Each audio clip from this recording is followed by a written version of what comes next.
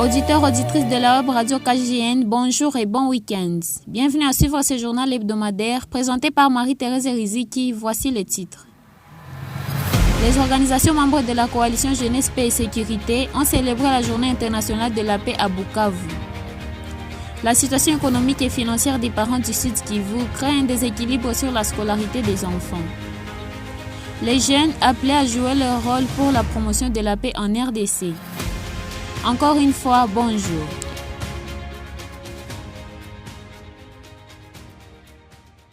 À l'occasion de la Journée internationale de la paix, célébrée le 21 septembre de chaque année, les organisations membres de la coalition Jeunesse, Paix et Sécurité ont organisé des échanges ce mardi 23 septembre 2025 dans la salle Saint-Egidio située dans l'enclos de l'UCB à Bugabo, dans la commune de Kadutu. Réunis autour du thème « Agissons pour un monde pacifique », plusieurs étapes ont marqué cette cérémonie, dont slam, discours, chants, remise des brevets, etc.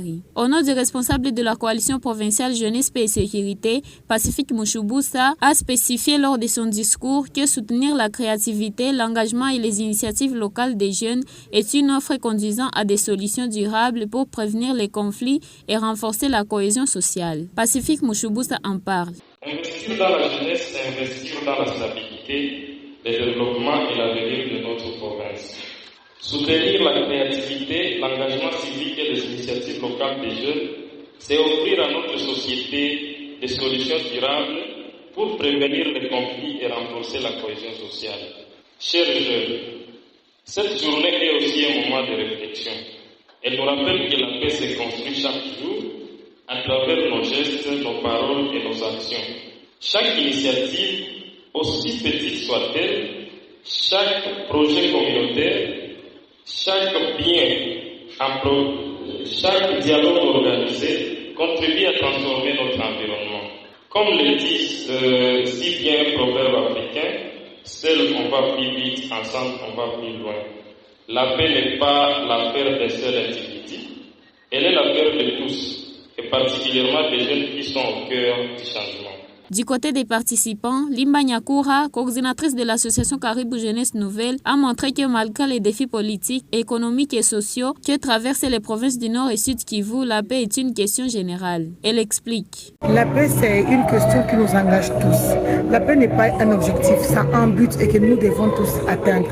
En voyant cette coalition des organisations de jeunes, on comprend que tout le monde a sa part à donner pour que cette paix soit effective. Et donc, ensemble, construisons des ponts qui vont relier, qui vont nous unir, de ne pas considérer nos origines, nos appartenances.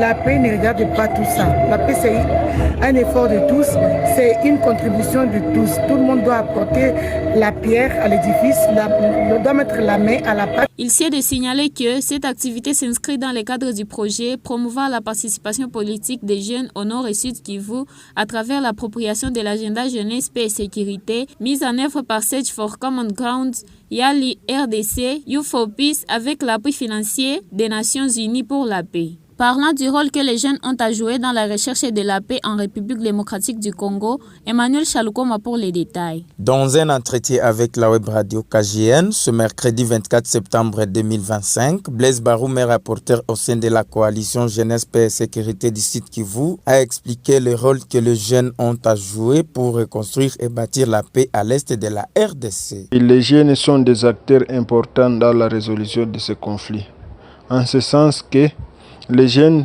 peuvent refuser de collaborer avec les acteurs en conflit, refuser de véhiculer les discours de haine et de division et partager les valeurs qui peuvent les mettre ensemble. Par exemple, animer des conférences ensemble avec les jeunes de la sous-région et éviter des discours de haine et tout ce qui marche de peur. Mais aussi, les jeunes aussi doivent éviter d'être manipulés par les politiciens et toute autre personne impliqués au conflit. En agissant ainsi, ils auront contribué à la restauration de la paix, mais aussi à la résolution des conflits. Malgré leur volonté de rebâtir la paix, les jeunes sont confrontés à plusieurs défis comme le chômage, la dépravation des mœurs, le traumatisme, la consommation excessive de drogues et le désespoir. Une paix durable ne serait possible dans la sous-région des Grands Lacs que si tous les jeunes s'adonnent aux activités de l'employabilité. C'est là pour éviter toute dépendance et tout ce qui marche de pair. Merci Emmanuel Chaloukoma. Et comme annoncé dans les sommaires, la situation économique des parents à Bukavu est un déséquilibre pour la scolarité des enfants. L'interruption des études, la démotivation scolaire et le manque de suivi parental seraient comme conséquence majeure de la situation économique des parents à Bukavu. Cela a été identifié par Mulumeodoro Batandi, président provincial de l'Association nationale des parents du Congo, ANAPECO en sigle, lors d'un entretien avec la web radio KJN ce jeudi 25 septembre 2025. Il explique. La situation économique financière, c'est une situation très précaire dans notre province ici à l'Est. Les parents auront difficile à payer la prime au niveau de l'école secondaire. C'est pourquoi j'interpelle les autorités scolaires d'être vraiment patients, collaborer avec les parents, savoir le mode de paiement que nous allons adopter par rapport à cette année qui est trop difficile. De ce fait, il appelle les autorités scolaires et les parents à une étroite collaboration et à adopter le mode de paiement afin de permettre une scolarité accessible à tous.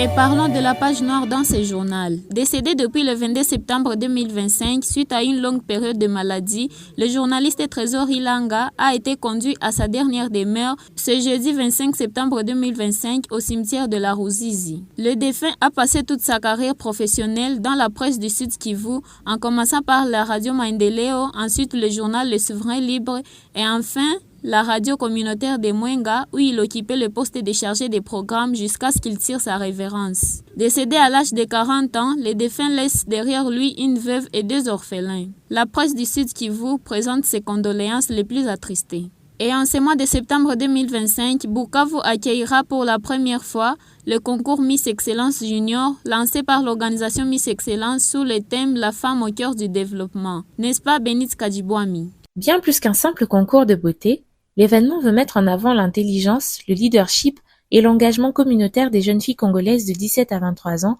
à travers des ateliers, des conférences et un bootcamp intensif. La gagnante repartira avec 1 million de francs congolais et une aide pour ses frais académiques. Les inscriptions sont ouvertes jusqu'au 28 septembre, date du casting prévu à l'hôtel New Riviera. Avec ce nouveau concours, Bukavu prouve une fois de plus que sa jeunesse ne manque pas d'initiatives porteuses d'avenir. Mesdames et messieurs, nous voici à la fin de ce journal hebdomadaire. Pour plus d'informations, consultez notre site sur www.kjnsbl.org. Merci de nous avoir suivis et à la prochaine.